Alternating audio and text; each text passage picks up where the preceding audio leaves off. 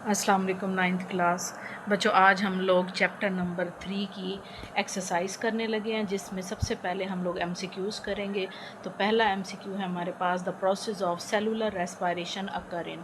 Cellular respiration का जो process है वो कौन सी ऑर्गेनेली में होता है? वो आपके पास माइटोकॉन्ड्रिया है। हमने पढ़ा था कि माइटोकॉन्ड्रिया में जो है वो सेलुलर रेस्पायरेशन का प्रोसेस होता है। नंबर 2 है smooth endoplasmic reticulum SER is primarily involve in the synthesis of.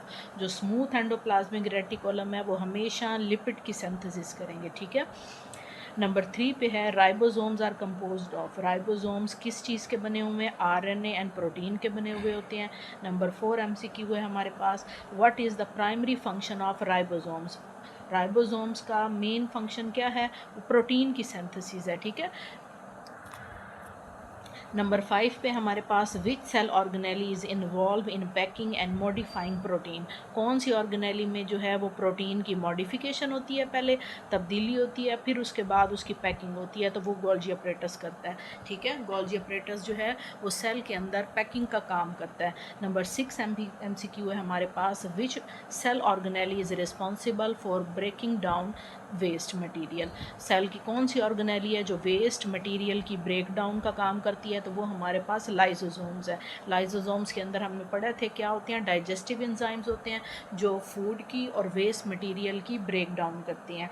Question number 7 है, which of the following cell structure is involve in maintaining cell shape. Cell की शेप को maintain करने के लिए इनमें से कौन सा ऑर्गेनेली जो है वो इन्वॉल्व होता है?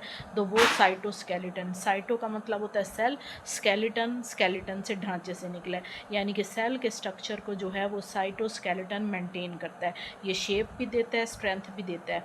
MCQ नंबर 8 है, which specialised region of the nucleus is responsible for ribosomes assembly. वो कहते हैं न्यूक्लियस का वो कौन सा रीजन है, वो कौन सा एरिया है जिसमें राइबोसोम्स जो है वो असेंबल होते हैं। असेंबल कहते हैं इकट्ठे होते हैं, तो हमने पढ़ा था वो क्या है? वो न्यूक्लियोलस है। न्यूक्लियोलस जो है वो न्यूक्लियस के अंदर एक भी होता है और दो भी होते हैं, ठीक है। और उनका काम क्या है? वहाँ राइबोसोम्स आके इकट्ठे होते हैं, असेंबल होते हैं। MCQ नंबर 8 है, what is the main function of nuclear pores. Nucleus के बाहर न्यूक्लियर इन्वेलप में जो पोर्स होते हैं, सुराख होते हैं, उनका काम क्या है?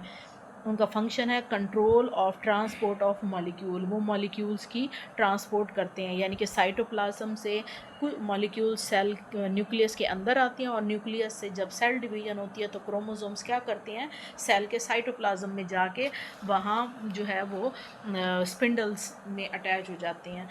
MCQ नंबर 8 है, which of the following cellular structure is found in animal cell and helps in cell division. वो कहते हैं एनिमल सेल्स में कौन सा स्ट्रक्चर जो है वो मौजूद होता है और वो उसकी सेल डिवीजन में हेल्प करता है? तो वो सेंट्रियूल है। सेंट्रियूल जो है वो एनिमल सेल में मौजूद होते हैं, प्लांट सेल में ये एब्सेंट होते हैं, और इनका काम क्या होता है? ये सेल डिवीजन में हेल्प करते हैं, ठीक है। ये डुप्लीकेट होते हैं, पहले डुप्लीकेट होने के बाद दोनों सेंट्रियूल एक एक पोल पे चले जाते हैं, वहाँ जाके ये स्पिंडल फाइबर्स बनाते हैं, ठीक है। स्पिंडल फाइबर्स क्या होते हैं? ये हम चैप्टर नंबर 3 में पढ़ेंगे। ये देखें, सेंट्रियूल सबसे पहले क्या करेगा? रेप्लिकेट करेगा, फिर वो दोनों पोल्स पे चला जाएगा और इनके इसके दरमियान में स्पिंडल फाइबर्स बन जाएंगे, माइटोटिक स्पिंडल जिसको कहते हैं। ये माइटोटिक स्पिंडल माइक्रोट्यूब्यूल्स के बने हुए हैं। इनके अंदर आगे जाके क्रोमोसोम्स अटैच होते हैं और इस तरह ये क्रोमोसोम की सेपरेशन का भी काम करते हैं। MCQ नंबर 11 है, which subcellular organelle plays a crucial role in energy production within the cell. ठीक है, कि सेल के अंदर जब भी एनर्जी की बात आए कि एनर्जी कौन पैदा करता है, तो आपने माइट्रोकॉन्ड्रिया को टिक करना है। माइट्रोकॉन्ड्रिया क्या है? सेल का पावर हाउस है। ये पूरे सेल के लिए एनर्जी पैदा करने का काम करता है। MCQ नंबर 12 है, in a multicellular plant, multicellular plant में which cell type is responsible for the production of glucose.